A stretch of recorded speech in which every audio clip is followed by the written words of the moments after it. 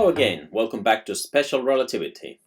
Today is the day when we introduce the most famous equation, an equation that Einstein derived kind of like an appendix, kind of like, hey, by the way, it also happens that E is equals to mc squared, just so you know. In June 1905, Einstein published a detailed paper introducing the special theory of relativity. In September that same year, he published a short 3 pages paper deducing the relationship between mass and energy. After that paper, he published several more with different approaches to derive that same equation, that same result. Here, I will present it in a simple manner that he presented in 1906, Einstein's box. Consider the following box. In one of the ends of the box, there is a radioactive atom that emits a quantum of radiation, a photon. That photon travels to the right. Because of the conservation of linear momentum, the box will be moving to the left. When the photon reaches the right end of the box, then the photon is absorbed and the transfer of momentum will stop the box from moving. So, we know from electricity and magnetism that the pressure of radiation P is equals to E over C, where E is the energy of the photon and C is the speed of light. While for matter, linear momentum is m times v. So, this system is in absence of external forces, so it will conserve its center of mass. The center of mass before the photon is emitted, while the photon is traveling and after the photon has been absorbed, has to be conserved, has to be constant, has to be the exact same point. The center of mass, remember, is the sum of the weighted positions of all the elements, all the particles, divided by the total mass of the system, the sum of all of the particles of the system. Einstein argued that if the center of mass has to be conserved, but the box with its mass has moved to the left, there has to be some mass equivalent that moves to the right to compensate the displacement of the mass of the box going to the left. Let's study this. Let's calculate the center of mass before and after, and let's compare them, applying the conservation of the center of mass. So this is Einstein's box. The box has a initial length of L, and when the photon from the atom at the left emits one photon, the photon travels to the right and the box moves to the left. The center of the box is the center of mass. We will call that 0. And delta x is this tiny displacement that the box makes to the left. Now, the linear momentum of the photon P sub P is from electromagnetism is E over C, the energy of the photon divided by the speed of light. And the linear momentum of the box is m times v, the mass of the box multiplied by the velocity.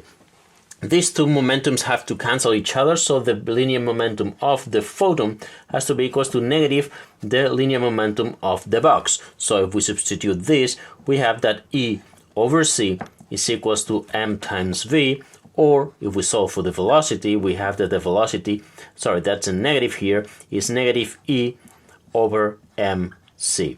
So that's the velocity of the box. Now, this displacement delta x is the velocity, the displacement of the box is the velocity of the box multiplied by the time it is moving to the left. This velocity I can write as negative E over mc, and then multiplied by delta t. This is the time that the box is moving. Now, the center of mass, by definition, the center of mass in the x-axis, because all this motion is on the x-axis, is just the sum over all the particles, all the elements of the system of x sub I multiplied by m sub I, where x is the position and m is the mass, divided by the total mass of the system, the sum of m sub i's. Now, initially the center of mass is at 0, and at the end the center of mass is going to be, on the one hand we have the displacement to the left of the box, m times delta x, plus equivalent of mass that needs to be moving to the right multiplied by the distance equals to 0. So that is the conservation of the center of mass of the system.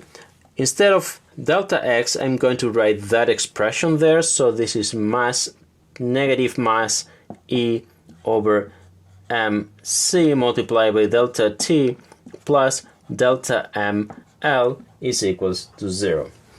Now, these two masses are going to cancel. This delta t is the time of flight of the photon. It's the time of flight of the box, but it's also the time of flight of the photon, because speed of the photon is the distance traveled, which is L, divided by delta t, which is the time travel. I also have that delta t can be written as L over c. So I'm going to substitute that delta t here, but I will write it in this side. Now, have m cancels m, delta t will be L over c, so I will have minus E over multiplied by L over c squared plus delta m L is equals to 0. The L's cancel and I have negative E over c squared plus delta m is equals to 0, which I can write as delta m is equals to E over c squared. This expression here is the one that Albert Einstein found in his paper, and we usually solve for the energy instead of for the mass, but it's exactly that same equation. That is the equivalent mass that needs to be going from the left to the right just to conserve the center of mass. That's the energy of the photon, and that's the speed of light squared. This is the expression that can be found at the end of the September paper.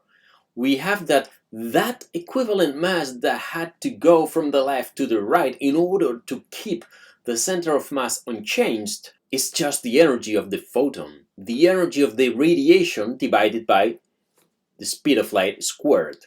Energy and matter are two sides of the same coin. Energy carries mass and mass carries energy. Even if at rest, the atom that radiates transforms part of its mass into energy, and when the photon is absorbed by the box, its energy is transformed again into mass. This means that if you put a flashlight like this one on a scale to weight it, and you turn it on, you will see how, as time goes by, the battery of the flashlight gets discharged. The total object will weigh less. The battery has the same amount of atoms, the same amount of electrons, but the fact that the distribution of the electrons stores energy, it is also storing mass that you can measure with a scale. Of course, a very tiny little bit less, but less at the end of the day. In particle physics, you really need to take this into account. You have tiny elementary particles that might be at rest or at high speeds. The content of energy has one term related to its mass at rest and also the kinetic term. And physicists in a particle accelerator make them collide. Part of the huge amount of energy that they have at the collision is transformed into mass, producing lots of new particles that were not there before the collision. Nuclear reactors transform part of the mass of the uranium-235 into energy and new atoms. The overall mass energy content is conserved, but not the total mass. Part of that mass is transformed into energy. There's a particularly interesting case when it comes to transform mass into energy. Antimatter is one type of matter identical to ordinary matter but with opposite charges. We have the negative electron and the positive positron. We have the positive proton and the negative antiproton.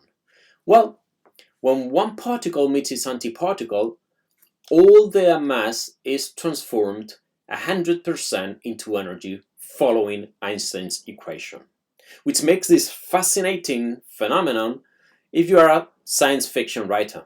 But on practical purposes, it is really hard to get antimatter to fuel our society. And now, the master himself.